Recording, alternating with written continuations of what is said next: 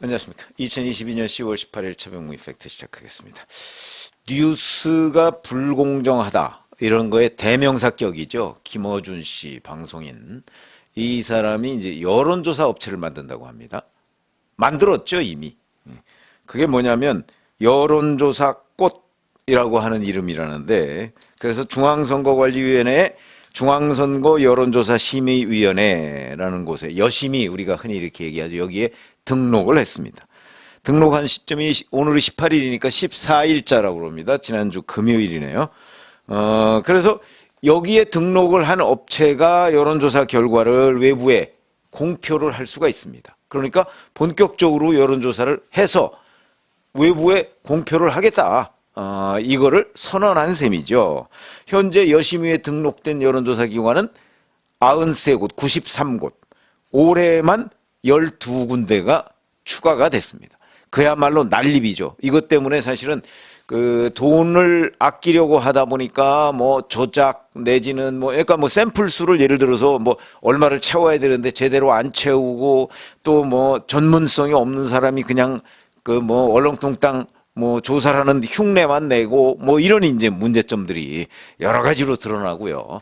그러다 보니까 이제 정평이 나 있는 여론조사 기관 몇 개 외에는 여론조사 믿어도 돼 이런 얘기들이 이제 광범위하게 유권자들한테 퍼져 있는 게 사실입니다. 그러면 김어준 씨는 왜 여론조사 업체를 만들까요? 딴지일보 홈페이지에 보면 이렇게 표현이 되어 있습니다. 외부 의존 없이 완전한 독립조사를 한다. 멤버십 조사기관으로 정기회원을 모집한다 그러면서 회비는 1년에 10만 원, 뭐 3년에 27만 원, 뭐 어쩌고 이렇게 돼 있고요. 근데 이 여심이라는 데 등록 조건을 보면 뭐 그렇게 까다롭거나 복잡하지 않습니다. 그러다 보니까 여론조사 기관이 난립을 하게 되는 거죠. 전화조사 시스템 갖추고 있으면 되고, 분석 전문 인력 갖추고 있으면 되고, 10회 이상의 여론조사 실적 이거야 뭐 하면 되죠. 최근 1년 내 5천만 원 이상 매출 등 뭐 이런 겁니다.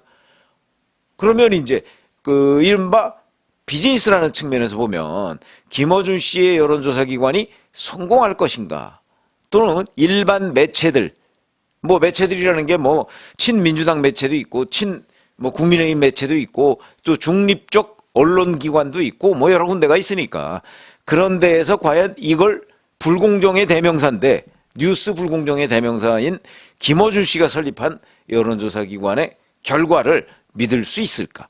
뭐 이런 부분이 이제 우리가 궁금해지는 대목입니다. 왜 설립하느냐는 부분에 관해서 올해 4월에 자기 유튜브 방송에서 이런 얘기를 했습니다. 대선 기간의 여론조사로 가스라이팅을 했다. 그것이 선거에 지대한 영향을 미쳤다.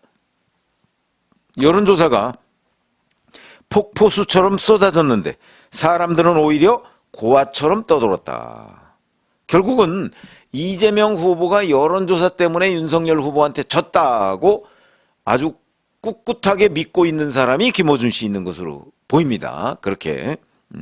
자, 뭐 그건 본인의 신념이니까 그 신념을 우리가 뭐 어떻게 얘기할 수 있겠습니까? 그러나 적어도 이 사람이 4월에 여론조사 업체 설립의 목적에서 밝힌 거와 마찬가지로, 자, 선거에 또는 투표 행태에 결정적인 영향을 미치기 위해서 여론조사 업체를 설립했다. 이건 뭐 본인이 그냥 노골적으로 국민들 앞에 공표하고 있는 것이죠.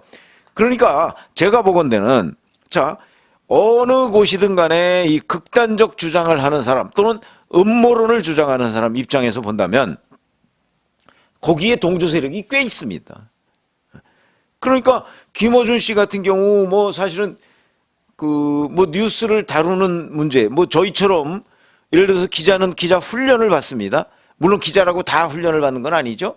적어도 그 과거에 뭐 이제 상당한 정도의 정규 매체라고 하는 곳에서는 처음에 입사를 하면 적어도 1년 가까이 수습 기자라고 해서 기자 훈련을 받습니다.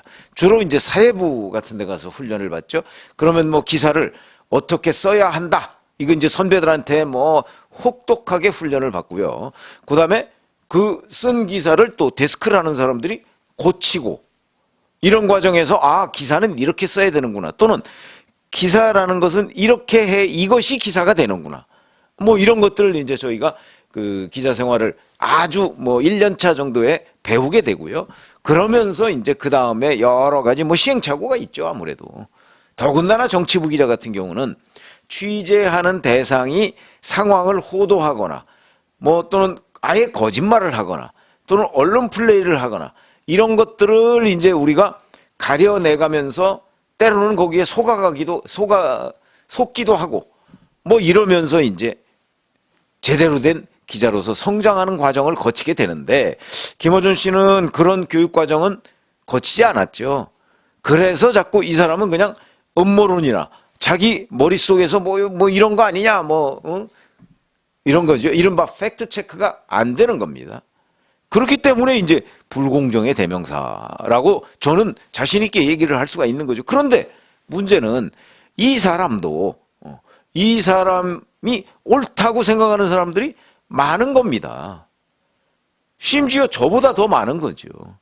제 그 유튜브 시청자 수가 49만밖에 안 됩니다. 김어준 씨 유튜브가 딴지 방송국인가 104만이고요. 제 유튜브 제가 뭐 이렇게 해서 올려도 뭐 잘 나와야 10만 정도 시청자가 나오는데 김어준 씨는 100만이 넘습니다. 웬만한 건 100만이 넘고 150만도 넘습니다. 그런 걸 보면 확실하게 인플루언서는 맞다. 그러나 이 인플루언서라는 것이 결국은 자기 진영 내에 있는 아주 극단적인 지지자들, 저희가 볼 때는 그 사람들한테 영향력을 갖추고 있는 거죠. 그거는 인정을 해야 됩니다. 예를 들어서 조원진 우리공화당 대표, 거기에 후원금 내는 사람 많습니다. 그리고 거기 당원들 꽤 됩니다. 거기가 사실은 뭐 제 유튜브나 뭐 이런 내 뭐 시청자 수나 또는 뭐 이런 거보다 훨씬 더 앞서 있죠. 그러나 그렇다고 해서 우리가 조원진 우리공화당 대표가 제대로 된 정치를 하고 있다, 이렇게 국민 다수가 생각하고 있는 건 아니지요. 마찬가지입니다. 어차피 극단적 주장을 하면 또 그 극단적 주장에 동조하는 세력이 있지요. 예를 들어서 자, 김어준 씨의 TBS가 뉴스공장이라는 걸 하죠. 올해 3분기에 조사한 라디오 청취율을 보니까 13.9%입니다. 어마어마한 숫자고요. 이거는 한국의 예능, 음악, 시사, 교양 여기를 포함해서 전체 라디오 프로그램 중에 청취율 1위입니다. 이게 지금 몇 년째 계속되고 있습니다. TBS가 어마어마한 출연료를 김어준 씨한테 주는 이유, 근거가 되는 내용입니다. 청취율이 높다 이거죠. 그러면 김어준 씨의 뉴스공장의 청취율은 13.9%인데 저는 이런 것도 한번 조사해 봐야 되겠습니다. 조사해 볼 필요가 있지 않을까 싶은데, 극단적으로 뉴스공장을 싫어한다 라고 하는 퍼센티지는 얼마나 될까요? 아마 50% 넘을 거요. 조사하면. 나는 뉴스공장 싫어. 50% 넘을 거. 그래도 김어준 씨는 바로 이 13.9%라는 라디오 시청률, 그 동시간대 라디오 시청률이죠. 이 라디오 시청률을 가지고 이른바 마케팅을 하고 비즈니스를 가능한 거죠. 예를 들어서 과거에 보면 통진당의 이석기 의원이라는 사람이 있는데 여기도 여론조사기관 설립한 적이 있습니다. 뭐 사회동향연구소라는 거를 설립해서 여론조사를 했었고요. 그 다음에 그 후에 이름을 바꿔서 STI라고 이제 이름을 바꿨는데, 여기 거래하는 업체들 이것들을 보면 이게 아마 저는 김어준 씨 여론조사 업체, 그러니까 여론조사 꽃이라고 하는 거에 일종의 롤 모델이 될 수가 있다고 생각을 합니다. 그러니까 이석기라는 사람도 여론조사 업체를 만들어서 거기서 제대로 수지를 맞춰가면서 일을 했고요. 자, 그렇게 본다면 김어준 씨 정도의 인플루언서는 적어도 특정 친민주당 그 유권자들한테는 뭐 이석기 의원이 가지고 있는 정도의 영향력을 뭐 엄청나게 앞서고 있으니까 이 정도면 충분히 장사가 된다, 비즈니스가 된다, 아마 이렇게 판단한 것으로 보이고요. 그러면 이제 여기서 앞으로 잘 아시다시피 굉장한 이제 저희처럼 정치부 기자 출신들이 이렇게 보면 우스꽝스러운 여론조사 결과가 나올 가능성이 있습니다. 그러니까 그냥 그 어떤 팩트로서 여론조사 해봤더니 이렇더라가 아니고, 아, 김어준 씨가 설립한 여론조사 기관에서 이런 거 나왔대.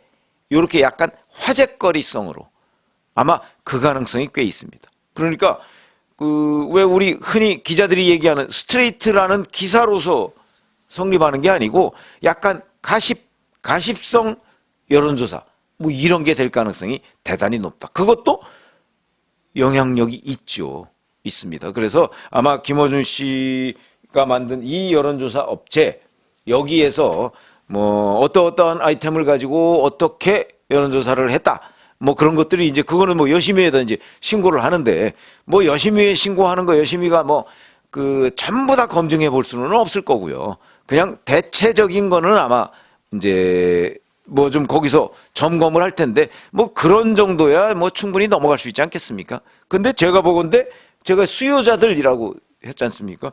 그러니까 아마 친민주당 성향의 뭐 민노총도 있을 수 있고 그런 매체도 있을 수 있고, 그다음에 여기에서 무엇보다 중요한 거는 친민주당 성향의 정치 지망생들이 있죠. 이 정치 지망생들이 아마 김어준 씨한테 여론조사를 부탁을 할 가능성이 꽤 있습니다. 이렇게 되면 그 김어준 씨가 설립한 여론조사 이 업체는 충분히 비즈니스 모델로 성공할 수가 있는 거죠. 그렇기 때문에 저는 사실은 뭐 무슨 민주당 후보가 국민의힘 후보한테 졌다, 여론조사 때문에 졌다, 뭐 이거는 하나의 명분이고, 그거보다는 오히려 아, 김어준 씨가 돈 되는 일에는 참 손을 잘 댄다. 그래서 비즈니스 성공 모델로서 제법 그 뭐 일리가 있다. 우리 인정합니다. 일리가 있다. 저보다 훨씬 더 많은 뭐 시청자 수와 조회수를 가지고 있으니까 그런 것들이 김어준 씨한테는 자산이죠. 그러니까 아마 제가 보건대는 이 자산을 기반으로 해서 뭐 민주당에 좀 도움을 줘야 되겠다는 생각도 있겠지만, 그거보다는 자기 비즈니스에 활용을 하는 것이다, 이렇게 봅니다. 그래서 이 수요자들도 어차피 상당히 지금 민주당 성향의 수요자들이 많기 때문에, 더군다나 이제 앞으로 뭐 지방선거나 총선, 이제 내년 후년 4월 달에 총선이 있으니까 이 총선은 특히 민주당 성향의 여러 그 후보자들이 있을 거 아니겠습니까? 이 후보자들이 뭐 당선이 되든 낙선이 되든 여하튼 끊임없이 여론조사를 할 거거든요. 더군다나 김어준 씨는 민주당에 상당한 영향력이 있기 때문에 거기에 여론조사를 부탁을 하면, 그러면 또 김어준 씨가 이런저런 힘을 써줄 가능성도 없지 않죠. 이런 것들이 종합적으로 이 여론조사 업체 설립의 배경에 자리하고 있다. 그렇기 때문에 아마 비즈니스로 보면 김어준 씨의 여론조사 업체 설립, 이거는 상당히 성공할 가능성이 있습니다. 그래서 저는 이거를 뭐 무슨 거창한 본인이 얘기했던 그런 명분 말고 실질적으로는 아, 김어준의 비즈니스다, 이렇게 생각을 하고 있는 거죠. 아마 앞으로 이제 지난 14일 날 등록했으니까 그 곧바로 어떤 식으로든 여론조사를 해서 그 결과를 공표를 할 겁니다. 그러면 이제 그것도 이제 취급하는 언론 매체들이 있을 거고요. 그런 점을 한번 이 여론조사가 얼마나 뭐 약간은 뭐 하여튼 우스꽝스럽게 나오는지, 아마 당분간은 수위 조절을 굉장히 할 가능성이 있는데 그 결과를 한번 봐가면서 제가 말씀드린 대로 이 비즈니스 모델이 과연 성공할지 이런 부분도 함께 지켜보기로 하시죠. 고맙습니다.